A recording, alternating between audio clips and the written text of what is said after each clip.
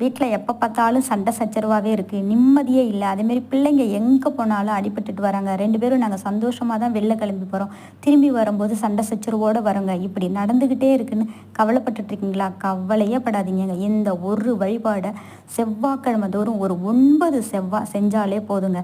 ஆமாங்க, பக்கத்தில் மாரியம்மன் கோயில் இருந்தால் போங்க. அப்படி இல்லையா, சிவன் கோவிலில் இருக்கிற பார்வதி தேவிக்கு குங்கும அர்ச்சனை பண்ணிவிட்டு ஒரு கொத்து வேப்பலையை ஒடிச்சு முடிஞ்சால் மாலை கட்டி அவங்களுக்கு போடுங்க.